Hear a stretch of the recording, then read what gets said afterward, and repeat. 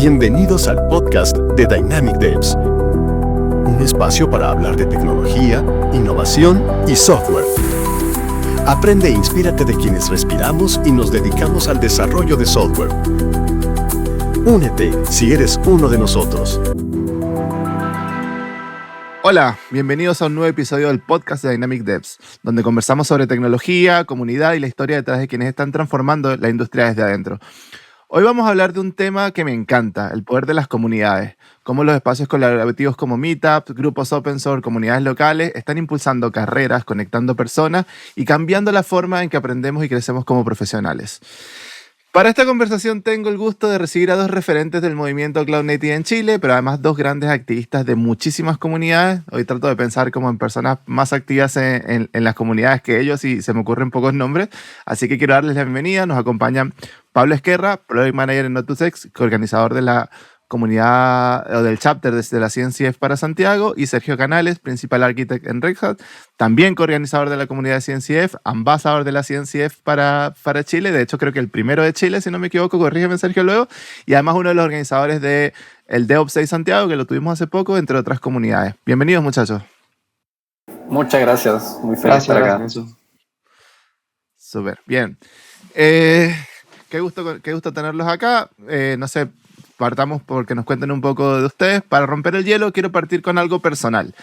¿Cuál fue su primer acercamiento con una comunidad de tecnología? ¿Se acuerdan de qué los enganchó con esa experiencia inicial? Partamos quizás con Pablo. Mi primer acercamiento a la comunidad fue en el año 2023. Yo tengo ya 33 años en el área informática, pero nunca había participado en las comunidades y estaba bien alejado de la tecnología de la nube, todo lo moderno. Me había quedado en la antigüedad. En el 2023 tuve la decisión de actualizarme un poco y llegué a hacer unos bootcamp con talento digital y llegué a la comunidad de AWS. Ese fue mi primer acercamiento. Conocí las comunidades, me llamó la atención, el acercamiento, la facilidad del conocimiento. Después de ahí llegué a la comunidad de la CNCF, también una comunidad global de Latinoamérica. Luego de ahí empecé a involucrarme un poco más, empecé a conocer lo que eran los vouchers, la misma actividad que me dio, me permitió llegar a la KubeCon en Chicago. Allá conocí a Aura Montenegro y la comunidad en Chile en ese momento estaba como en stand-by. Y me dijeron, mira, hay una comunidad allá que está en stand-by, trata de volver y reactivar eso. ¿Quieres ese desafío? Y yo los miré y dije, sí. Y ahí volví para acá, fue cuando nos contactábamos, Jesús, con intermedio de Ángel, creo. Y bueno, y entramos a la comunidad y de ahí he estado participando en esa, colaboré en unas de AWS, estuve colaborando en el DevOps Day también. Y ha sido algo muy agradable para mí, porque para los que venimos de la antigua generación, que no existía esto, es algo nuevo. El compartir, el poder acceder a la información, al conocimiento, a la camaradería que hay, es algo muy, muy motivador. Súper. Gracias, Pablo, por esa anécdota. Y tú, Sergio, en tu caso, ¿cómo fue tu primer acercamiento al mundo de las comunidades, no? Mira, a mí lo que me pasó es que, bueno, cuando partí trabajando en Red Hat hace muchos años, creo que 12, 13 años, uno estaba cerca de las comunidades, pero en verdad no era parte de las comunidades. Por ejemplo, me explico en el sentido de que yo inicié como un consultor de middleware y estaba allí por producto, ¿cierto? Nosotros hacemos upstream, hacemos producto empresarial de upstream y open source.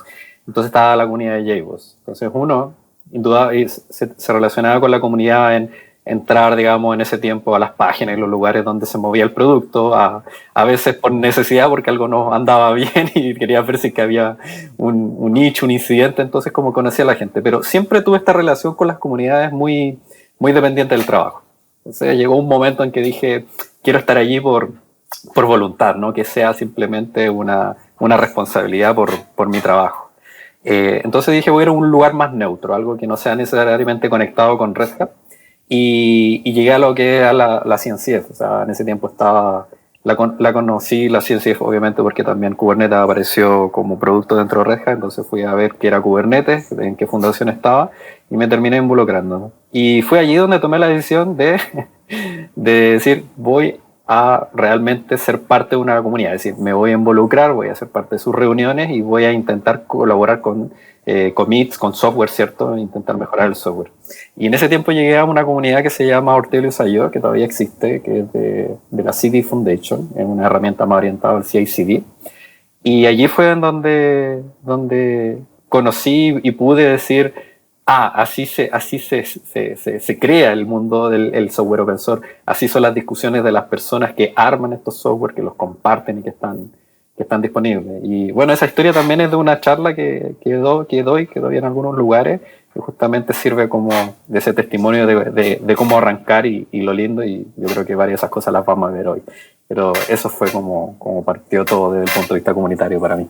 Bien, qué interesante, porque en tu intervención además habla un poco de muchos aspectos de la comunidad, ¿no? De cómo de alguna manera también el componente de comunidad o las comunidades van moldeando el ecosistema open source, e incluso hoy día tenemos grandes iniciativas sobre las que corren muchísimos corporativos que, si uno las mira por detrás, están soportadas mayormente por la comunidad. Entonces, muchas veces cuando hablamos de comunidad, como que no todos necesariamente entendemos lo mismo, ¿no? Cada persona lo vive y lo entiende de forma distinta. Entonces, ustedes que están adentro, ahí donde las papas queman, como dicen aquí en Chile, ¿cómo definen ustedes lo que es realmente una comunidad tecnológica? Sergio, ¿te gustaría partir?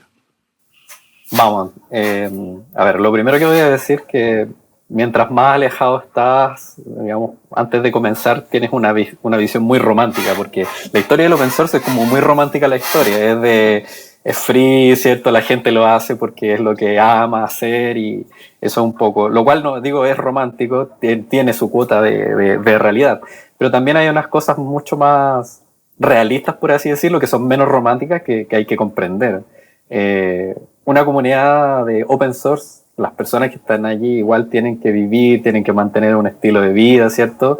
Y aunque sea open, digamos, de que no necesita alguien pagar por ello, o no reciben un sueldo, hay intereses de generar beneficios. O sea, eso es indudable. Tenemos que entender que para poder hacer exitosa una comunidad open source, esa comunidad open source tiene que tener entradas económicas, tiene que tener sponsors, y tiene que de alguna manera impactar. Entonces, lo que yo he aprendido, y tal vez es bueno mencionar en este podcast, de que una comunidad va a estar apoyada por grandes empresas, ¿okay? Esas grandes empresas van a aportar a esas comunidades con tecnología, con accesos, con herramientas, en algunos pueden ser donaciones, y las personas que reciben eso normalmente le invierten tiempo, porque eso es un colateral de que tal vez en su empresa lo utilizan, porque con eso soportan una plataforma, un producto en donde sí dan servicios. Entonces hay que entender de que de alguna manera eso se vuelve en un beneficio económico o de bienes para las personas, simplemente que viene como más de unos indirectos, ¿cierto? Y lo que uno hace en una comunidad open source tecnológica, finalmente los colaterales se devuelven a otras cosas que finalmente son importantes para ser profesional.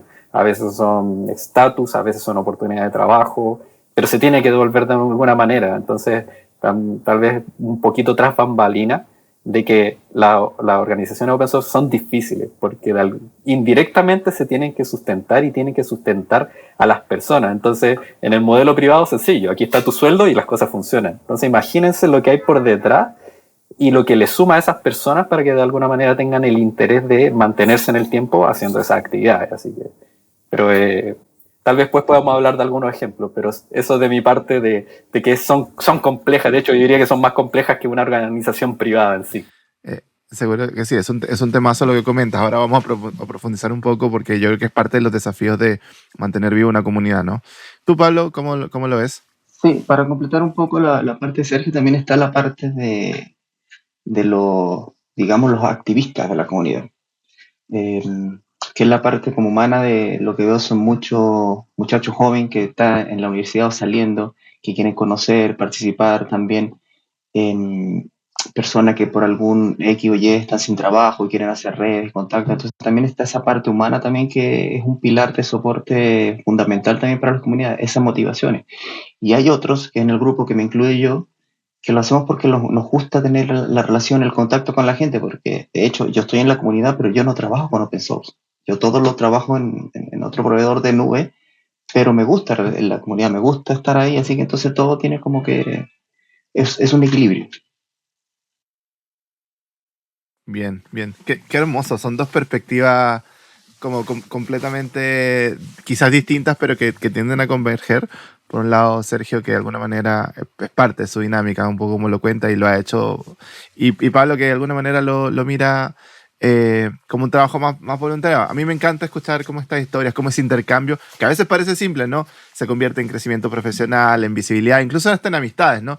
En muchos casos incluso es la base de una carrera entera. Hay gente que ha hecho su carrera como en torno a participar, a aportar, vivir en comunidades, proyectos open source y después a terminar trabajando en grandes proyectos tecnológicos.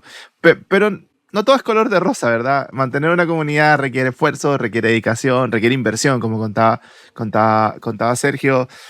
Y muchas veces es difícil para las personas que de alguna manera están participando más como en el caso de ustedes, como en chapters locales que de repente no están ligados directamente al proyecto en sí mismo, sino que básicamente son como parte de estos ejes, mantener una comunidad andando, ¿no? Entonces, quiero partir de ahí. Hoy día, ¿cuáles son los desafíos de mantener una comunidad viva?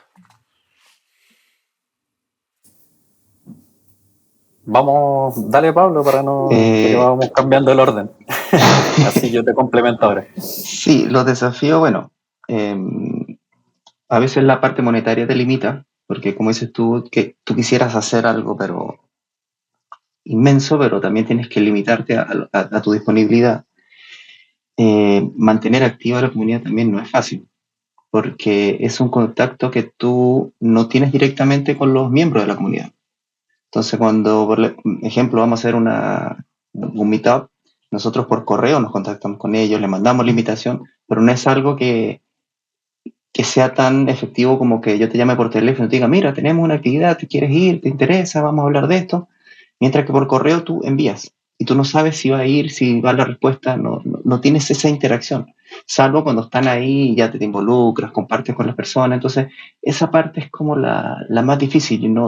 Es una comunidad, pero no hay un contacto tan real para afianzar y mantener el eje funcionando de las actividades.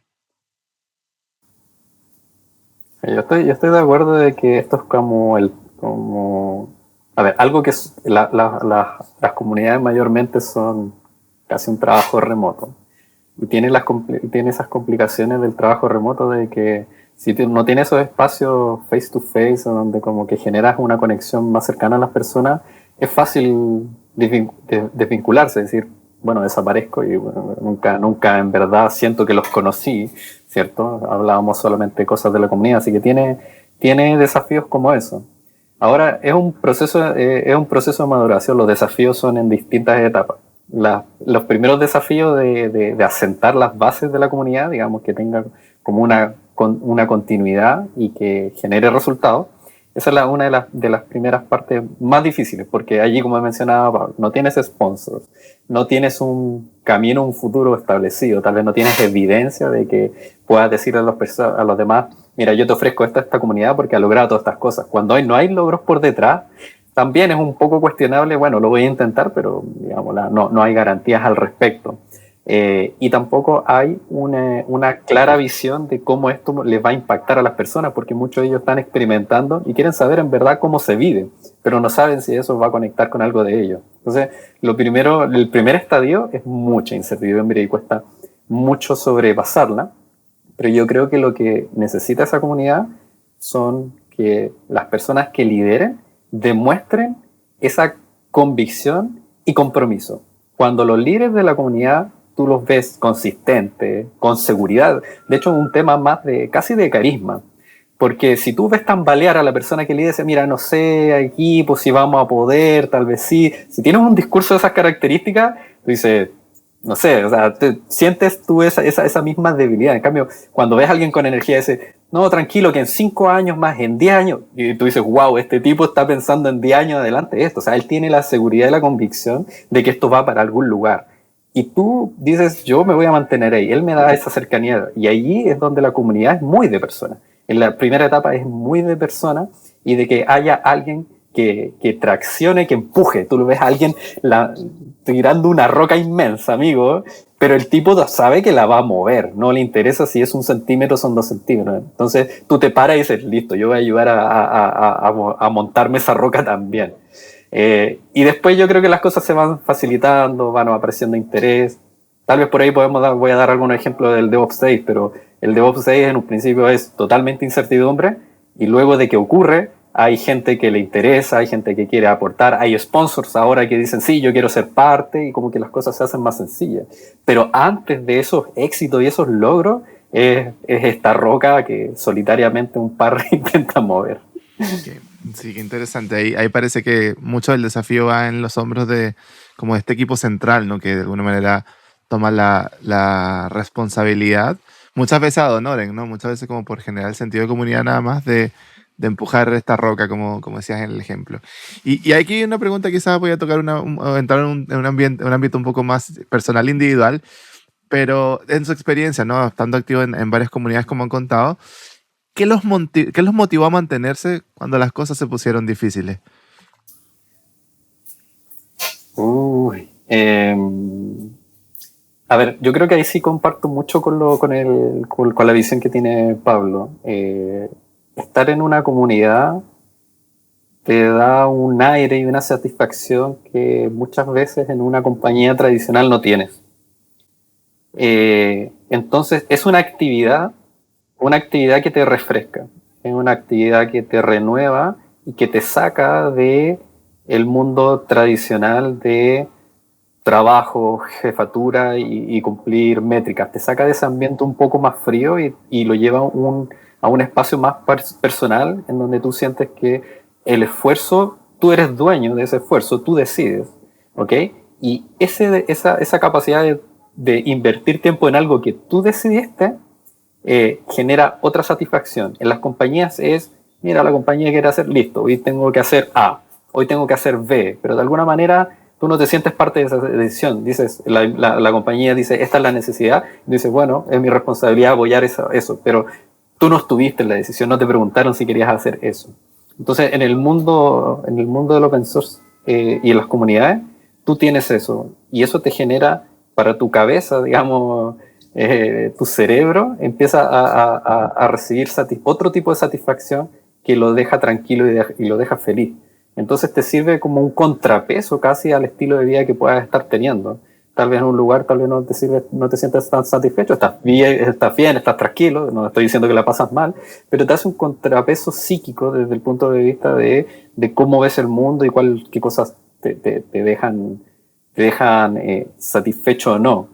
Y luego yo creo que lo que aprendí ahora en los últimos proyectos que he estado involucrado es que cuando esa satisfacción conecta con alguien que está haciendo algo similar, eso se multiplica. Cuando ves a alguien en la misma página y alguien jugándosela por algo que de nuevo no es un sueldo, no es reconocimiento, no es nada, pero hay convicción y lo quieres hacer, es allí donde prácticamente esos lazos entre las personas, no sé si llamarlo amistad, porque tú no partes con la intención de hacer una amistad, pero eso sentirte que tienes un compañero que está en la misma página y que tú te la juegas por él y él te la juega por ti, yo creo que en mi última experiencia ha dicho, esto es un camino que vale la pena, en donde tú conectas con otras personas de manera más genuina y logras avanzar en caminos que probablemente solo no ibas a poder lograr. Y no sé cómo va a terminar, pero por ahora siento que va muy bien y lo vale. Estupendo. Gracias, Sergio. Tremendo mensaje. Ya con lo que dijo Sergio ya no hay que completar. No, pero yo personalmente no... es parte de la visión que tengo yo de vida. O sea, si hay algún inconveniente, algo, lo omito. Entonces, y acá en las comunidades no hemos tenido ninguna diferencia, ningún conflicto, nada. Así que no he tenido que pasar por eso acá. Así que no sé. Y si llegase a pasar algún día, yo creo que todo se soluciona así. Al final acá, como dice Sergio, no estamos por trabajo, no estamos por obligación, estamos por gusto. Sí, mira, qué potente.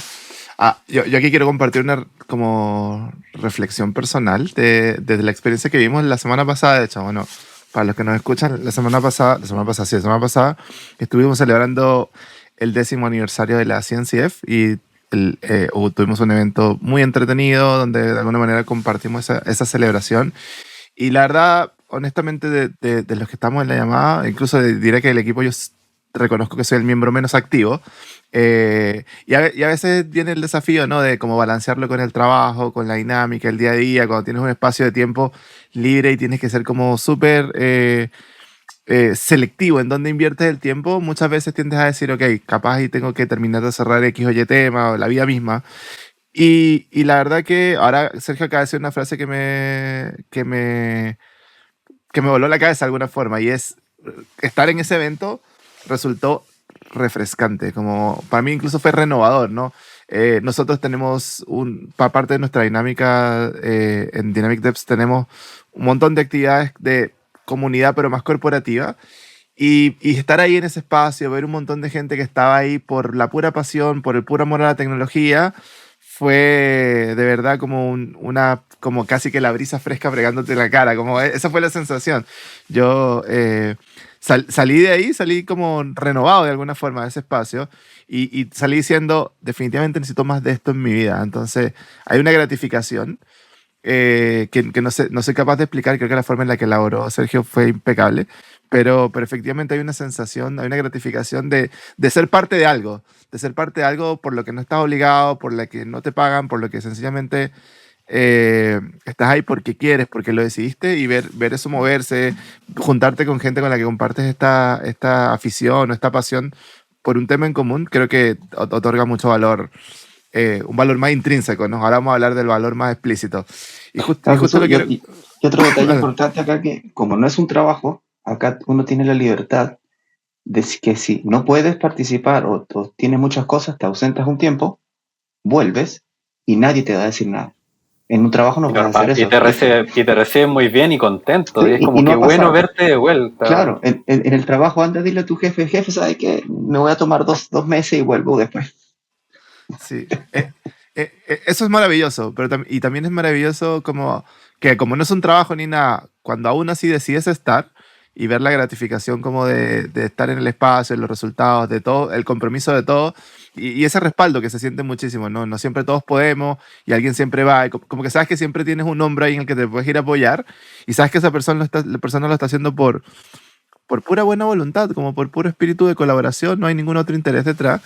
Eso es demasiado potente. Eso yo creo que hay pocos espacios donde uno consigue como ese nivel de colaboración. Entonces yo creo que es un buen espacio para aprender de colaboración. Y justo quiero entrar como al siguiente bloque con eso, ¿no? Como muchas de las personas que escuchan este podcast probablemente están comenzando en el mundo de la tecnología incluso, ¿no? Y no imaginan cómo participar en una comunidad puede cambiar su trayectoria, qué pueden aprender. Entonces me encantaría partir preguntándoles qué oportunidades concretas han surgido en su vida gracias a las comunidades.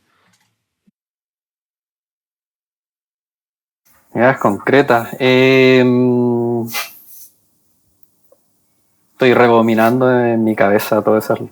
Probablemente esto no va a ser en orden cronológico, pero una de las cosas que se viene a mi cabeza, por ejemplo, el interés de participar a las KubeCon fue una cosa importante, pero no voy a hablar del evento en sí, sino que en esos eventos, si tú, seamos sinceros, venimos del mundo de IT, no somos las personas más buenas para relacionarnos, ¿cierto? Nos saltamos ahí a 1000 personas que andan dando vueltas y vamos, estrechamos brazos y decimos, ya, bien, amigo, quiero conocerte y tengo, ¿cierto? No tenemos ese carisma y esa personalidad. Pero cuando estás lo distinto, para que entiendan los demás, que marca la diferencia de un evento como una KubeCon, un DevOps Stage también, que es un stage más pequeñito, pero genera esas condiciones también y todos aquellos similares, y que tú llegas a un lugar donde sabes que por defecto empatizas con el resto. Todos los que están allí les gusta la tecnología, tienen probablemente una carrera o una profesión similar, y todos decidieron estar allí presentes porque casi que su hobby, y porque aunque sea mucho tu trabajo, si no es parte de tu hobby o no eres fanático de lo que haces, no te va a interesar ir un día adicional, ¿cierto?, a una convención. Vas a ir a ver un partido de fútbol, otra cosa. Entonces, eso hace que las posibilidades de poder conectar con alguien en un evento es muy alta. Y si logras, y tú llegas tan emocionado, ves tanta gente, especialmente una KubeCon que ya están asistiendo más de 10.000 personas, y tú dices, wow, la energía que está ahí acá y todos tan contentos, que incluso dejas ser un poquito de ti. Eso no lo harías en Santiago de Chile ni a palos, pero allá dices, listo, hoy yo una de las cosas que hacía a hora de almuerzo, mesas por todos lados, iba a una mesa desconocida y decía, hola, me presento, puedo almorzar con ustedes, y empezaba a conversar. Oportunidades concretas de allí fue personas que me invitaron a comunidades, personas que me contaron de que tenían un proyecto open source, personas que estaban organizando un evento, personas que estaban buscando otras personas y tú eras la persona que estaban buscando. Y así. Entonces se abre un abanico de personalidades que en el peor de los casos ganaste una buena conversación, una persona que por lo menos, sí, yo conocí a una persona en Suecia o en Noruega y allá su rol es tienen actividades como las de nosotros, hay cosas que la hacen parecida, hay cosas que la hacen distintas, ¿cierto? Pero te llevas, digamos, un conocimiento, una experiencia, un contacto, una oportunidad gigantesca. Para mí en cosas particulares, incluso han sido ofertas de trabajo que tal vez no hice fit, finalmente no las tomé. Eventos, hablar en charla, hablar en eventos.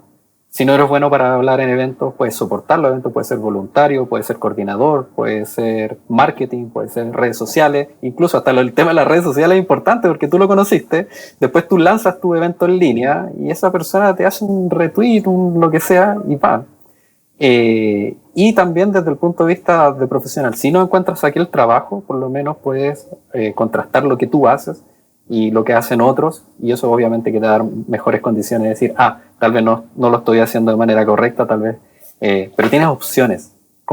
Tal vez si lo llevo a una analogía, tú estás acá en Chile hoy parado y dices, ¿para dónde voy? Y ves 3 caminos.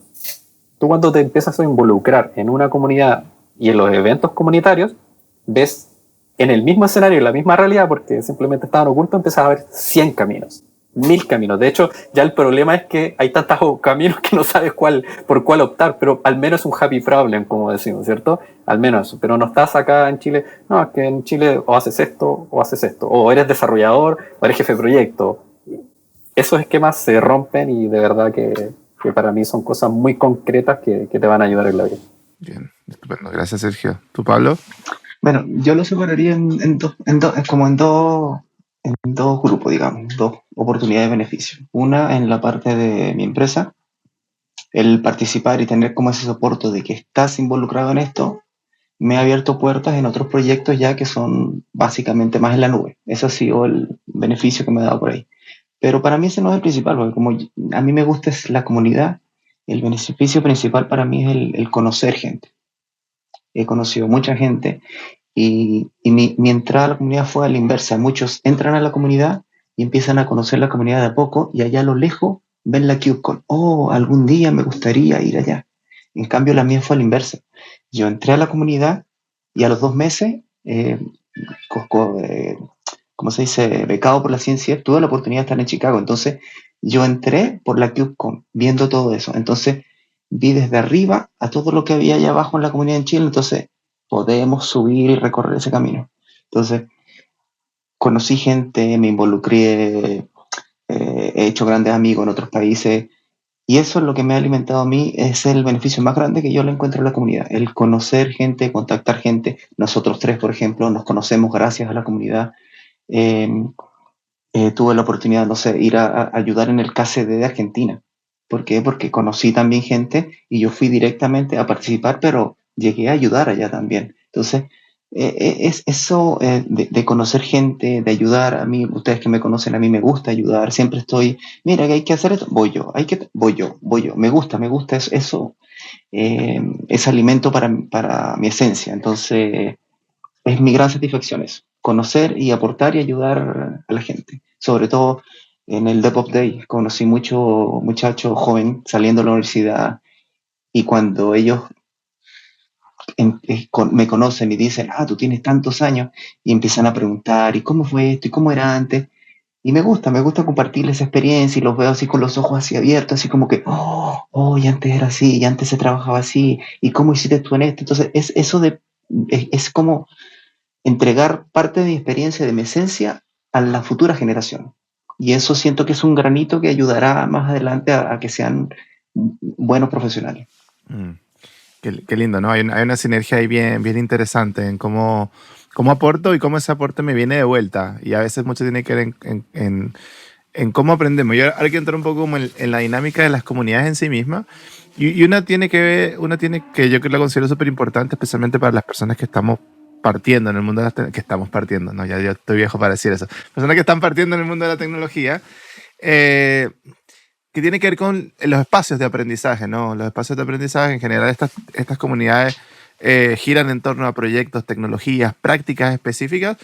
Y yo creo que si hay un espacio para ir a aprender de algo específico es en el corazón de la comunidad, ¿no? Y ahí uno ve pasar dinámicas que van desde grupos de estudio, de preparación para una certificación específica, a espacios de mentoría más abiertos o incluso el acceso, como contaban Sergio y Pablo, a esta red que te permite de alguna manera estar a un mensaje a distancia, de poder hacer una consulta específica en el trabajo, de conectarte con expertos que están viviendo los mismos desafíos que tú, que ya pasaron por eso. Y aquí les quiero preguntar, ¿no? Como para mí, de verdad, como saber que esto existe en el mundo profesional fue como me voló la cabeza, fue deal breaker, o para mí un antes y un después en la forma de aprender. En el caso de ustedes, ¿cambió de alguna forma o les impactó de alguna forma la manera en la que aprendían, o en la que se preparaban, o en la que estudiaban, o en la que compartían conocimiento, empezar a participar de las comunidades? ¿Cómo fue esa experiencia? Wow, por lo menos para mí fue brutal el cambio. O sea, estamos hablando que yo vengo de los principios de los 90, cuando tú, aparte de la universidad, de la educación formal, tu referencia era ir a la documentación y los manuales de la empresa proveedora de los servicios, de los servidores. En este caso, no sé, si trabajamos con Unity y COBOL, era el manual que te entregaba Unity de COBOL. No había otra. Y unos poquitos años después empezó a salir, no sé, los libros como lo mostraron Hill, y eso era la manera de tú involucrarte o con tu compañero de al lado. Entonces, imagínate salir de ese modelo y llegar a este otro que, como dices tú, que con un mensaje le puedo preguntar a alguien que está en Costa Rica, en Guatemala, epa, ¿tú trabajas con esto? Ayúdame. O sea, es un cambio, pero de paradigma, de forma de compartir, de aprender, de enseñar. Para mí es inmenso, es muy grande el cambio.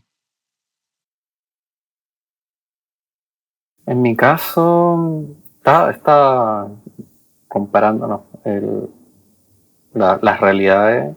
Yo creo que sí se me hizo un poco más natural, o por lo menos de cuando partí. Siempre el software estuvo relacionado a lo que estaba definido y al hablar con personas.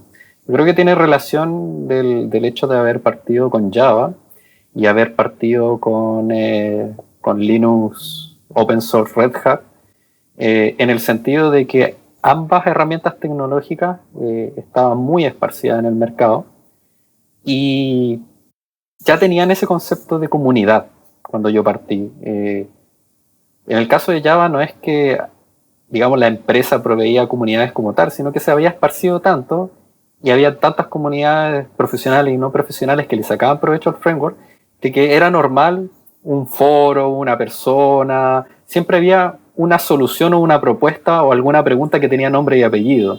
Ya se había hecho normal el Stack Overflow, ¿cierto? Ya habíamos salido de los foros a plataformas más públicas, en donde era muy normal de que una parte pequeña estaba bien documentada y testeada, y el resto prácticamente era un boca a boca, ¿okay? Muchas cosas, boca a boca, entiendo también todo lo que está en el internet.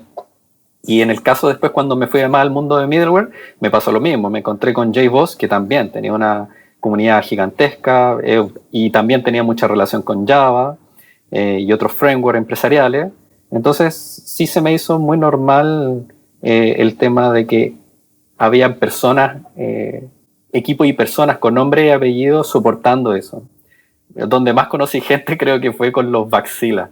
No sé si alguien alcanzó a pasar esa época, pero ir a un Baxila y estar ahí, Steve no sé cuánto, y tú lo veías y, este tipo sí sabe, este sí lo va a resolver, y mandarle un mensaje para allá, para acá. Entonces sentía allí un poco que estaba ese sentido de comunidad, más desde el punto de vista de solicitarles cosas. No, yo no era partícipe de la comunidad, por eso les contaba que después intenté ser parte de un proyecto, porque justamente sentía de que yo era un consumidor de tecnología open source, pero no era un aporte a la tecnología open source.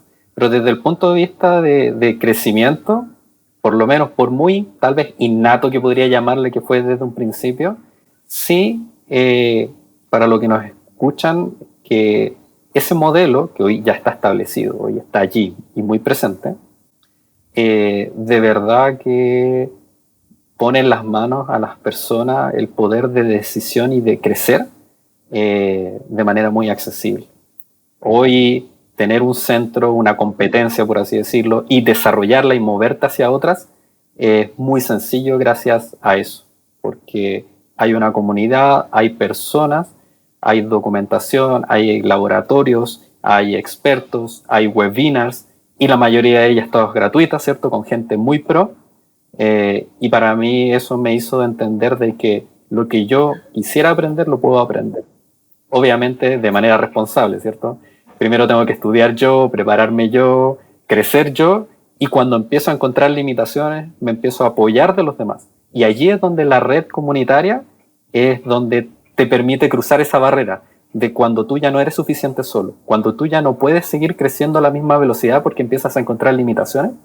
Allí donde la comunidad es un puente que libera las capacidades de la gente. De hecho, a mí creo que ya no es la visión o el lema oficial que tiene Red Hat porque ha cambiado en el tiempo, pero a mí me gusta un lema que está dando vuelta por allí, decir que el open source libera las capacidades de la humanidad, de las personas. A mí me gusta mucho ese concepto, creo que lo dice muy al hueso de si tú te mueves al mundo del open source, las capacidades que tú ya tenías las vas a liberar y vas a seguir creciendo, porque justamente el paradigma del mundo cambió por lo mismo. Ya no podíamos tener todo a puerta cerrada, ya no podía ser que alguien fuera mejor simplemente porque tenía acceso o a la tecnología o al conocimiento. Es allí donde el concepto de open source, que hoy lo arraigamos al software, pero explotó en todo sentido.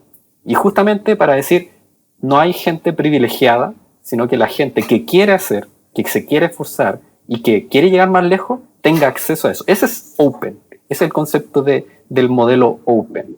Entonces, eso, para no, digamos, eso extrapola muchas cosas, pero por sobre todo el mensaje es que sí, de tal vez una educación tradicional que dependía del colegio que yo pago, la universidad que yo pago, hoy es proporcional a tu interés y a tu esfuerzo por querer aprender. Ya no está esa delimitaciones educacionales u otras cosas. Así es, tremendo. Mira, acaban de comentar un par de cosas bien importantes y una de las que me quedó dando vueltas tiene que ver con la capilaridad o el alcance de las comunidades, ¿no? Muchas personas, de hecho, ahora diría que pasa menos, pero antes lo veía mucho que te decían, ok, una comunidad significa que hacen eventos y la verdad es como que me encantaría conversar un poco como de la comunidad más allá del evento, ¿no? Como, ¿qué pasa entre Meetup y Meetup? ¿Qué pasa entre charla y charla? No solamente en la comunidad local, sino en el reach global. Hoy día este sentido de comunidad que ustedes comentan ha permeado, es parte hoy día de la industria. No sé, lo vemos en cosas como, buenos ejemplos con los que comentaban ustedes, como Stack Overflow, Baxil en su momento. Hoy día grandes grupos, hoy día hay canales de Discord, por ejemplo, para todo, canales de Slack para todo. Como la comunidad es un ente vivo que no solamente es un espacio para aprender y para de alguna forma crecer como profesional y desarrollar nuevas habilidades, sino también está teniendo un impacto, está formando, está moldeando lo que entendemos hoy día como industria, ¿no? Hoy día, por ejemplo, la CNCF fue un ejemplo estupendo y maravilloso desde cómo soportar y tratar de mantener neutrales proyectos como Kubernetes hasta proyectos más amplios, ¿no? Yo recuerdo haber visto hace un par de años, incluso haber estado en alguna de las reuniones donde habían un grupo de personas grandes referentes de la industria en una mesa de trabajo discutiendo este concepto que ahora es medio estándar y que todos los tenemos medio asumido de Platform Engineering. En ese momento la pregunta en la mesa era, ¿qué va a significar esto como industria, ¿no? ¿De qué vamos a hablar? Y así he visto pasar Chaos Engineering, algunas discusiones, por ejemplo, sobre qué significaba hacer DevOps un par de años atrás, no sé, ya en el 2018. Entonces, también se dan estos espacios que hoy día se han democratizado, que son de forma abierta, que no es una empresa tratando de poner dirección en el mercado en función de sus intereses, sino de verdad una real comunidad abierta en la que increíblemente, y no todos sabemos esto, cualquier persona puede ir a participar, ya sea como aportar con su opinión, aportar de alguna forma. en este proceso, en estos grupos de trabajo que de alguna manera están ayudándonos a definir, a construir una base de entendimiento común de la industria. Entonces, para ustedes, ¿cuál es el alcance real de las comunidades en ese sentido?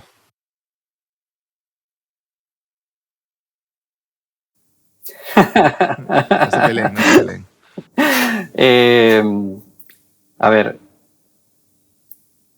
de nuevo creo que es un tema de etapas y que se define de varias maneras, así que voy a dar 3 ejemplos para no extenderme mucho.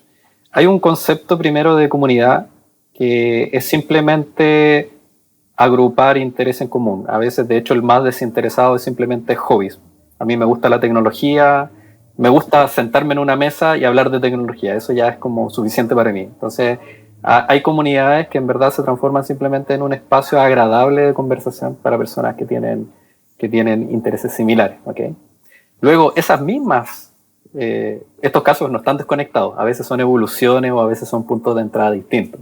A veces esas mismas comunidades que parten con, hablemos de tecnología, se dan cuenta que además, porque las mismas conversaciones se dan cuenta de que tienen objetivos similares. ¿Okay? Entonces, esto se puede interpretar como una progresión o distintos puntos de entrada. Luego, cuando conectas con los objetivos, dices, unamos fuerza, tenemos objetivos en común, es muy normal, ¿cierto? Yo quiero llegar hasta allá, yo también voy para allá. Te llevo, me llevas, me ayudas, ¿cierto? Entonces empieza a decir, compartamos el camino y vamos con ese objetivo en particular. Y cuando se proponen un objetivo, el alcance vuelve a cambiar, porque mientras se proponen ese objetivo en común, se dan cuenta de que hablan de mismas cosas, pero no las hablan igual. Entonces dice, pongámosle un nombre a este concepto para que sea algo que nos haga sentido a todos. Y ese concepto desarrollémoslo, porque mientras recorremos ese concepto, ¿cierto? Van apareciendo nuevas cosas, nuevas capacidades y nuevos elementos. Y cuando ya tienes un concepto en común que es tangible desde el punto de vista de qué es lo que ven todas las personas, es donde tú ya le puedes dar incluso forma de un asset, de una tecnología. ¿Ok? O también puede ser un asset de definición, que son las cosas de los elementos de definición y arquitectura, en donde tú siempre tienes 2 niveles, ¿cierto? Uno que es agnóstico de la implementación y el otro que es la implementación misma. Entonces empieza a tener, primero te pones de acuerdo de cuál es el concepto, el estándar, el modelo, la referencia, y luego ves la implementación y bajo él sale una instanciaciones distintas de lo mismo, como cuando hablamos, mira, esto es seguridad, bueno, la seguridad se puede plasmar de distintas maneras, con distintas tecnologías y distintas cosas. Entonces, el ejemplo que dabas tú de los working group es súper interesante porque tal vez no se ve desde afuera, pero lo que ocurre normalmente es que durante un año se consolida, especialmente en las KubeCon también se juntan, no es solamente todo presentan tecnología, en paralelo hay sesiones de comunidades, ¿ok? Y en esas comunidades, como mencionabas tú, van una persona de Nvidia, va una persona de Cisco, va una persona de IBM, una persona de Red Hat, de Microsoft, llegan a esas charlas y justamente dicen, sí, yo estoy trabajando en algo parecido, sí, a mí me interesa esa idea, yo voy más adelante, voy más atrás. Y como conectan desde el punto de vista de las ideas y además están presentes, conectan como personas, dicen, listo, vamos el working group, con lo que acaba hoy día de ocurrir, es el kickoff, por así decirlo, de una idea y un trabajo que vamos a desarrollar sobre el año. Que no es que nazca ahí, sino que miran el año hacia atrás y como decías tú, apareció una cosa que se llama Platform Engineering. Ahora con el mundo de la IA, bueno, oye, ¿cómo de manera estándar accedemos, por ejemplo, al hardware? Para que no todos tengamos que tener nuestro propio adaptador, nuestro propio lenguaje. ¿Cómo estandarizamos eso? Y justamente en estos grandes eventos se hace kickoff en donde las personas empiezan a ponerse de acuerdo y empiezan desde las definiciones, a generar tecnología y ese puntapié. Así que para mí esos son los 3 primeros, digamos, ámbitos de acción de la comunidad. Primero, traer gente afín, luego estandarizar esas ideas, más bien conectar los objetivos y después estandarizar esas ideas. Y cuando tú logras esos 3 pasos, ya lo único que queda ya es ir a implementar y hacer que las cosas, digamos, se esparzan y gente con ganas de programar y codificar, ¿cierto? Tenemos de sobra. Bueno, así es más o menos lo que yo veo, cómo funcionan en términos generales, estructurales, por así decirlo. Sí, completando eso es algo que yo en Medellín estuvimos conversando varios en el Q-Day, que es la importancia de la unión de las comunidades también, porque con el pasar del tiempo hay muchas comunidades también, pero entonces la masa se ha ido como que las comunidades más pequeñas, entonces igual hay que como que empezar a hacer una combinación ya entre las comunidades para ir combinando ideas, porque no es lo que dice Sergio, o sea, hay muchas comunidades que están haciendo muchas cosas, pero si nosotros pertenecemos a una comunidad cerrada, por ejemplo, Java, vamos a hablar de Java, pero a lo mejor nos juntamos con otra comunidad que tenga que ver de DevOps y vamos a empezar a implementar metodologías DevOps. Entonces, un ejemplo sencillo, pero es como también es la importancia de hacer esa sinergia entre las comunidades. Mira, estupendo, bien, bien interesante. Yo creo que ha llegado el momento de unir los puntos, un poco conectándolo con esa progresión de la que hablaba Sergio hace un momento. Entonces, por un lado, hemos hablado de el movimiento open source. No hemos hablado mucho de la CNCF. Yo creo que partimos asumiendo que todos sabían qué era. Y quizás está bueno hacer un pequeño paréntesis, ¿no? Para que nos cuenten, muchachos. ¿Qué es la CNCF? Ahora te toca partir a ti, Pablo. No, eso mismo te iba a decir, tú tienes un concepto muy, el mismo que diste el viernes pasado, espectacular de lo que es la ciencia, es mucho más amplio que el mío. Hablemos de la historia, porque las definiciones a veces son como un poco humanas. Apareció desde el inicio del open source que nos dimos cuenta que es necesario tener fundaciones, que en este caso es una comunidad que no tiene nombre de empresa, sino que es una comunidad en donde distintas empresas pueden hablar y no sentir de que hay alguien que, por así decirlo, la influencia o toma las decisiones por los demás. Lo importante es que las decisiones, cierto, sean por el mejor camino y no porque alguien en particular o una institución dice, no, eso según mi interés es lo mejor. Entonces, a eso le llamamos espacio agnóstico y los mejores espacios agnósticos son las fundaciones. ¿Okay? La primera gran fundación fue la del Linux, ¿cierto? Y cuando empezó a darse el concepto de tecnología en nube, Linux Foundation dijo, necesitamos otra fundación conectada con nosotros, pero que se enfoque de eso solamente. ¿Okay? Y esa fundación justamente fue la CNCF. Y partió ya con cuando el mercado denotó de que ya había un elemento dominante de cara a la tecnología en nube, que fueron los orquestadores de contenedores. Primero la tecnología de contenedores y los orquestadores de contenedores. Cuando eso ya se estableció y era un claro, en el mercado ya todos dijeron, sí, este es el camino para la nube, para poder implementar el concepto de nube, es allí donde dijeron, listo, es el momento de poner una fundación que lidere eso. Entonces, ¿con qué partió la CNCF? Con su primer proyecto, y ese proyecto fue Kubernetes, ¿ok? Que se estableció, que se convirtió en el por defecto, por así decirlo, del mundo de la orquestación de contenedores, se robó todo. Y obviamente que eso fue posterior a la liberación de Google de Kubernetes como un proyecto comunitario. Entonces yo creo que se dieron las dos cosas. Estaba aquí el Linux Foundation, estaba Google, y Google dijo, voy a liberar un proyecto comunitario. Pero los proyectos comunitarios necesitan una organización. Y es allí donde casi que creamos la CNCF, porque necesitábamos apadrinar el concepto de nube, la tecnología en nube, y no había una fundación que haya sido creada para eso. Hay más fundaciones conocidas. Por ejemplo, ¿por qué no fue Apache? ¿Por qué no fue otra cosa? Porque claro, porque ellos no nacieron pensando en esos conceptos, no hacían tal vez en su visión o para qué fueron creadas. Entonces, la CNCF, al final de cuentas, dada esta necesidad, dada esta historia, empezó a apadrinar todos los proyectos que tuvieran relación con la nube y sus derivados. Hoy estamos en capas muy altas de seguridad, conectividad y todo eso, pero finalmente todo eso va en el mundo de la nube, así que esa fue como nació la Cloud Native Computing Foundation. Estupendo, gracias. Clarísima la explicación. Solo complementar que hoy, si bien como dice Sergio, nació con Kubernetes y como ha contado, ha ido creciendo en su capilaridad. Hoy hay cientos de proyectos que están bajo el paraguas de la CNCF, pero que todos giran en torno como al mismo objetivo, ¿no? Como construir un ecosistema tecnológico nativo en la nube, ¿no? Indistintamente de los distintos vendors que hay afuera y las marcas. Así que no significa que estos no participan, pero ese es el espíritu de mantenerlo de alguna manera neutral, por decirlo de alguna forma, no influenciado. Bien, entonces tenemos por un lado este gran paraguas de la CNCF que busca mantener el movimiento de la nube central. Tenemos todo el movimiento open source que de alguna manera ha definido, si no la mayoría, gran parte de nuestra industria, las prácticas, herramientas que utilizamos hoy. Y tenemos las comunidades, ¿no? Locales incluso. ¿Cómo se conectan estos mundos? La comunidad local, la contribución open source, el ecosistema global, la CNCF. ¿Cómo ven ustedes esa correlación? ¿Cómo la comunidad local puede llegar a influir en aspectos más amplios, por ejemplo? Bueno, las comunidades locales todas estamos como unidas somos como hijas de la comunidad de la TAM de ciencia. Entonces, somos como hijos pero independientes.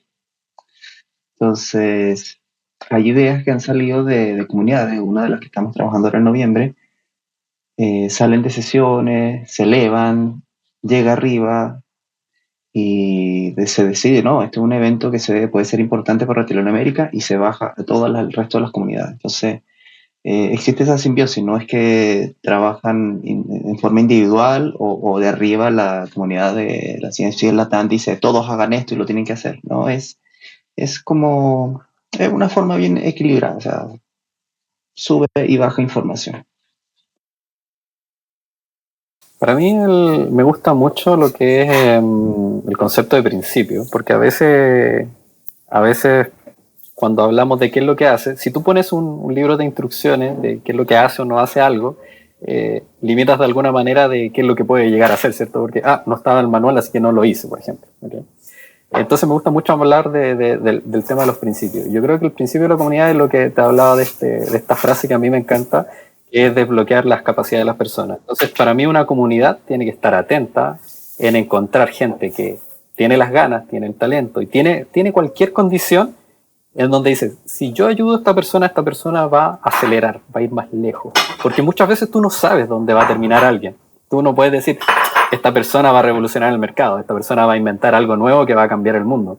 Pero lo que tú puedes decir es, yo le entrego algo y él lo multiplica. Eso es lo que buscamos nosotros, multiplicadores, ¿cierto? Entonces, si tú le dices, mira, a este amigo yo le pasé un tutorial.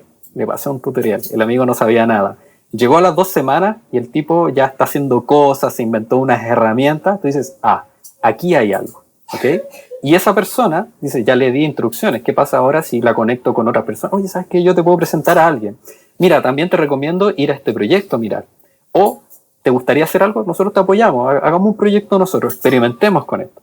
Entonces, para mí la comunidad es ese puente para que vaya conectando donde sea que pueda llegar y le convenga llegar. Y es ahí donde yo creo que se transforma en esto más esquemático y más claro al día de hoy, porque al principio no es tan claro, pero al día de hoy es mucho más claro que la comunidad logra ser el puente de estas personas, estos talentos y estas tecnologías, ¿cierto?, a cualquier lugar del mundo y hacer la sinergia suficiente para poder llegar a organizaciones, digamos, mucho más globales. Entonces, hoy es sencillo entender de que somos un brazo extendido desde el punto de vista de conocimiento y comunicación para que la gente pueda llegar a todos los lugares del mundo y a todos los estadios de conocimiento y expertise que ellos quieran. Pero si nos enfocamos en el principio, yo creo que allí es donde incluso puede llegar a ser mucho más allá. A veces es cambiarle la vida a las personas, a veces mejorar la vida, a veces tener un mejor pasar, a veces es simplemente encontrar su propósito. A veces llegamos a cosas así de fundamentales. Yo estaba haciendo una cosa que nada que ver, pero cuando me metí acá encontré mi propósito, encontré gente el espacio que estaba buscando. Entonces, fundamentalmente, si cumples, la comunidad se enfoca en eso, en eso de multiplicar, de conectar y multiplicar. Yo creo que solo se van dando se va haciendo, va escalando esto a donde tenga que llegar. Pero a mí me gusta verlo así. Bien, interesante. Y hablando de esto de escalar, ¿no? Hablemos un poco como de la región y el desafío. Hoy día, si uno lo mira desde afuera, uno piensa como en las comunidades, en los grandes eventos, estos mismos como ejes como la CNCF, Apache Foundation, y piensas naturalmente, ¿no? Estados Unidos, quizás algunas partes de Europa, todo en inglés, como las comunidades todas en inglés, pero algo parece estarse cocinando en Latam, ¿no? Ahora, Pablo, por ejemplo, todos son más como las comunidades locales son hijas de Cloud Native Latam, por ejemplo. Entonces, yo creo que Latam en general, en estos temas de comunidad, tiene una energía como bien especial, ¿no? Las comunidades acá no se tratan tan solo de tecnología, también crean como un tejido humano, oportunidades, conexiones. ¿Cómo ven ustedes el estado actual del movimiento en la región, de las comunidades, quiero decir?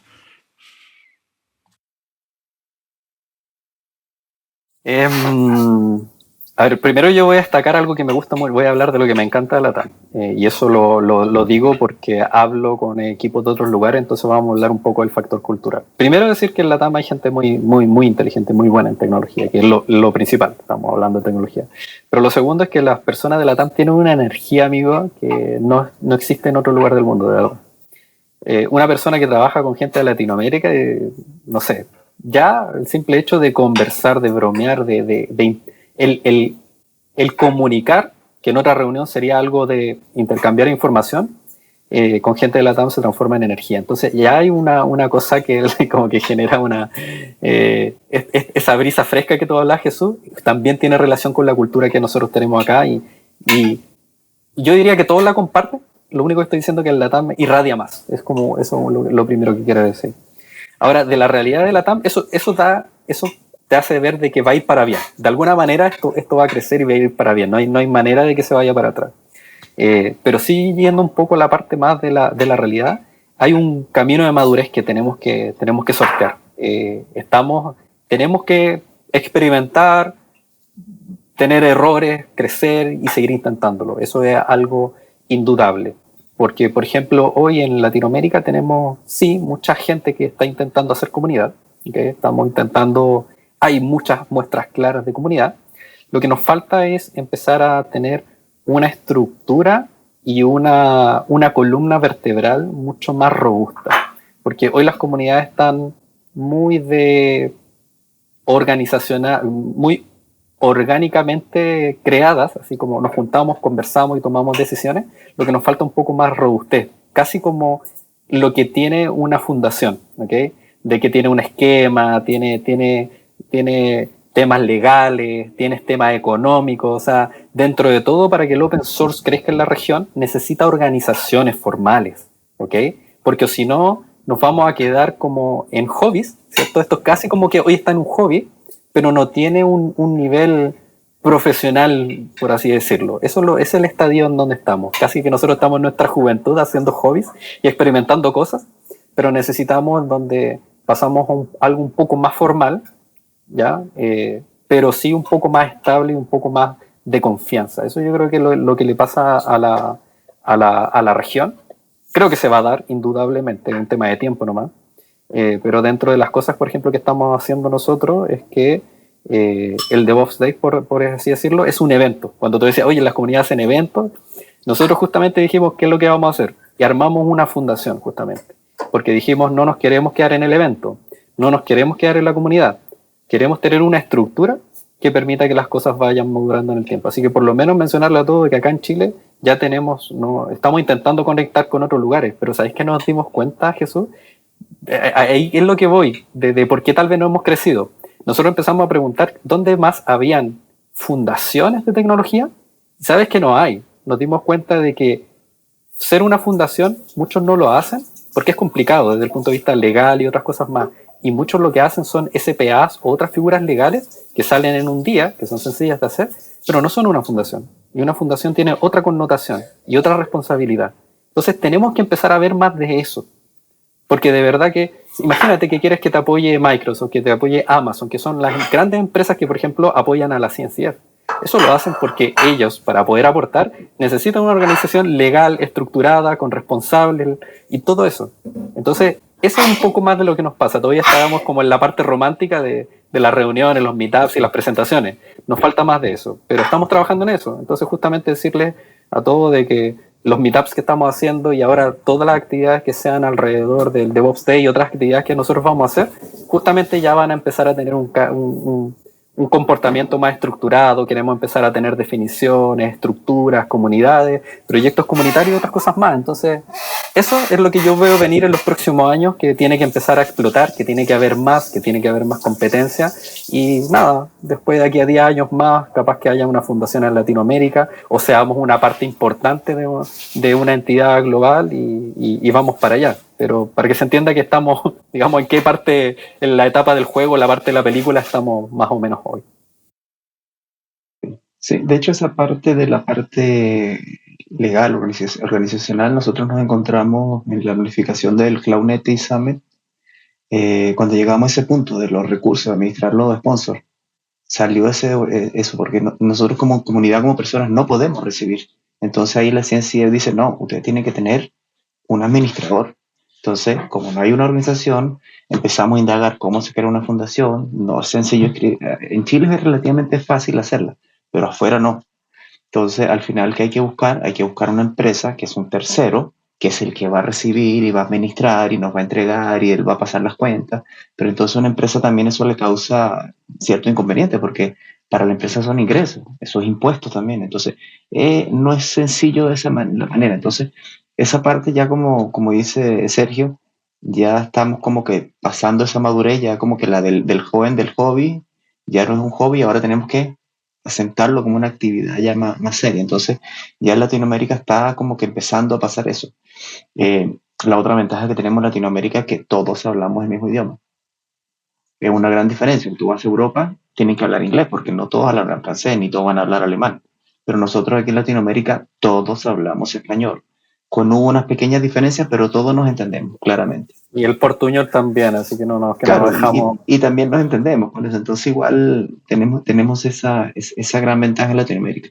Y de hecho, en Medellín, yo escuché una conversación donde de CNCF habían mandado a decir que por favor en Latinoamérica le bajáramos un poco las revoluciones porque estábamos creciendo muy rápido. Y la CNCF sentía que nosotros no íbamos a descontrolar porque estábamos creciendo muy rápido para la poca cantidad de gente que tienen ellos para controlar. Entonces, mandaron a bajar las revoluciones. Entonces, eso es una señal de que en Latinoamérica vamos rápido. Mira, puede ser señal de esta energía de la que hablaba Sergio, ¿no? Esta capacidad de irradiar.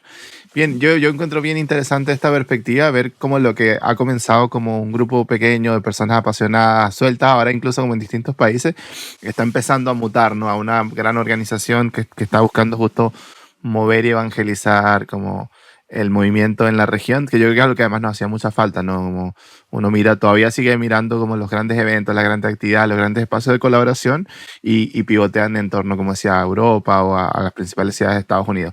Entonces creo que de alguna manera esto está redefiniendo la forma en la que construimos comunidad en Latam. No sé, que también veo un futuro bastante prometedor. Oigan, estamos ya bastante cerca al final de este espacio. Antes de empezar con el proceso de cierre, viene la pregunta de cajón, ¿no? Como las personas, ¿no? ¿Cómo puede alguien sumarse a todo este movimiento? Alguien que está escuchando y de repente le nace el interés, ¿cómo puede sumarse a la comunidad de Cloud Native Santiago, al DevOps Day o a efectivamente empezar a participar y ver dónde es el espacio donde más puede aportar? Bueno, la comunidad de la CNCF ya deben buscar directamente la página del capítulo Santiago. Pueden llegar directamente a la página de las comunidades de la CNCF y ahí van buscando por países y van a llegar a Santiago. Y lo primero es involucrarse, seguir, porque por ahí le va a llegar la información. Ese es el primer paso. Y luego ir involucrándose, participar en las actividades. Eso yo creo que es el primer paso que deben dar. Sí, bueno, me imagino que vamos a dejar por ahí unos links y unas cosas más claras para que no tengan que estar navegando por toda la web.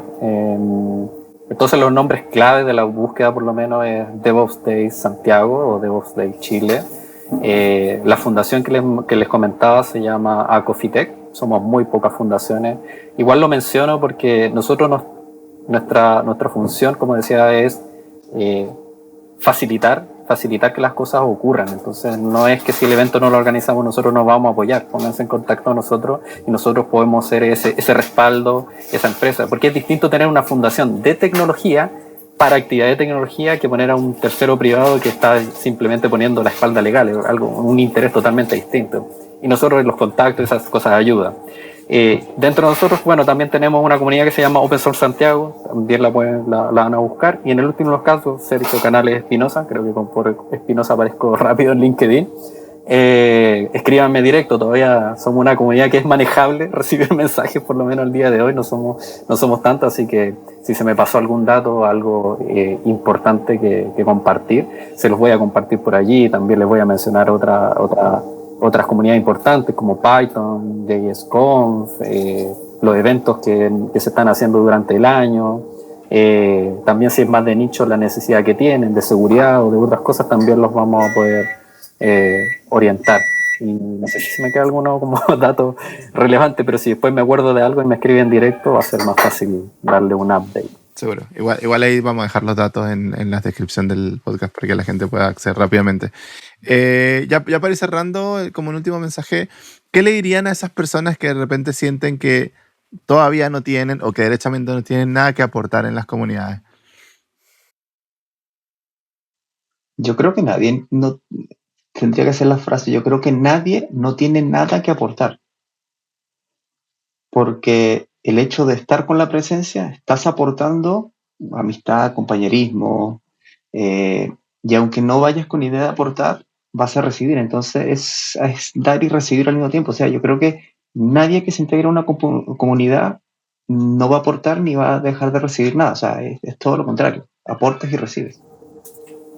Sí, el presentar tu tiempo y tu compromiso es lo único que necesitas. Cuando llegues a la comunidad, tú vas a, esto es igual que la familia, un equipo, tú vas a llegar y vas a ver que hay un espacio que tal vez no está siendo completado o que está muy poca gente haciéndolo. Entonces, tú no puedes llegar de antemano y decir yo voy a aportar con esto, porque la única manera de poder aportar algo o a alguien o a una comunidad es conociéndolo. Entonces tal vez estamos haciendo el proceso inverso. Dice, quiero encontrar qué es lo que voy a ayudar, pero sin saber cuál es la necesidad. Entonces, para que se den cuenta que casi como que pensamos, digamos, estamos haciendo un antipatrón de cómo estamos pensando. No, vayan, conozcan, encuentren las necesidades y van a encontrar algo que hacer. Y lo conectan con las cosas que les gusta hacer y ya. Es bien importante eso, ¿no? Como quizás como romper el mito de que las comunidades no son como un grupo de élite de expertos que se juntan a presumir de cuánto saben. La verdad es más bien un espacio como de colaboración donde todo el apoyo es bien recibido. A veces incluso como la misma presencia, participar en eventos, la logística, la colaboración, movilizar a la gente es un aporte tremendo. Así que bueno, la invitación es a todos a que, como dice Sergio, si tienes la duda siquiera de cómo podrías participar, acércate, seguramente va a haber un espacio para participar. Bien, ahora sí, nos gusta dejar al final un espacio para también conocer a nuestros invitados, ¿no? Y saber qué más de ellos, ¿no? ¿Qué hacen cuando no están, en su caso, trabajando o movilizando toda esta comunidad? ¿Qué hobbies tienen? ¿A qué se dedican? Como, a ver si se pueden tomar un par de minutos cada uno para contarnos un poco de ustedes y para ir cerrando. Bueno, yo ya. Aparte del trabajo, sacando todo eso, me mantengo activamente, muy activamente en la parte deportiva. Por muchos años yo fui nadador federado, después dejé natación, ahora hace varios años me dedico a las artes marciales. Practico karate Kyokushin, que es un karate de contacto.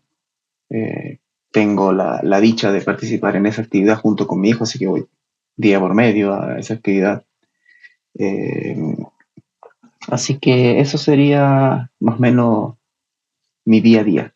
Entonces, mucho la actividad deportiva. De hecho, muchos dicen que gracias a eso tengo la apariencia que tengo, porque para los que no me conocen, yo tengo 54 años y siempre dicen que no los aparento. Pero gracias a eso, yo de los 7, 8 años siempre fui activo deportivamente, pero muy activo. No de ir a jugar a la pinchada en un rato, sino no. El deporte era mi vida. Y sigue siendo parte importante.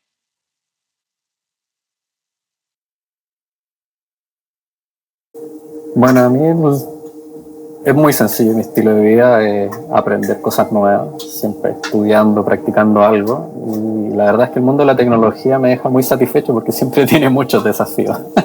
Siempre hay de sobra, por así decirlo, que investigar. Así que además de mi trabajo y las comunidades, me gusta mucho. Yo cuando era pequeño me gustaba mucho el concepto de los inventores. Yo todavía sigo con la convicción de querer ser un inventor, así como ciertos grandes personajes que crearon cosas. Entonces yo creo que por eso me apasiona la tecnología y fuera de mi trabajo invento cosas, experimento, hago proyectos. Muchos de ellos quedan allí en escritos, otros con un poco de definición. A veces alcanzo a programar otras cosas, pero de verdad que por fuera estoy todo el día haciendo cosas relacionadas con tecnología, cosas que solucionen la vida de las personas, cosas que generen impacto. tengo por allí convicciones de empezar a escribir cosas. Cuando me quiero relajar y ya desconectarme, igual hago videojuegos. Mi hijo heredar eso de mí, así que cuando me doy media vuelta jugamos en línea, algunas partidas, algunas cosas, juegos de mesa, cartas coleccionables. Tengo todas las características de alguien bien geek. Así que lo que se le ocurra y que probablemente lo hago. Ver anime también, ¿cierto? Y cuando ya la salud no está muy bien, sí me intento compensar con caminar, con hacer un poco de actividad, porque, amigos, si usted es así de fan de la tecnología, compénselo con un poco de salud, porque recuerden, cuerpo sano, mente sana. Así que ahí apoyo mucho lo que hace don Pablo. Qué buena frase gancho al final. Estupendo. Muchas gracias, Sergio. Oigan, bueno, ya ahora sí hemos llegado al final de este tremendo episodio. Gracias, Pablo. Gracias, Sergio, por compartir su experiencia, su energía y toda esta buena onda contándonos sobre cómo de alguna manera se vive la experiencia de las comunidades. Gracias a todos los que nos escuchan por llegar hasta aquí. Y recuerden, no esperen a ser expertos para aportar. Las comunidades se construyen con curiosidad y disposición, no con títulos. Busquen la suya, participen y compartan, porque en la comunidad es donde de verdad hay más espacio para crecer.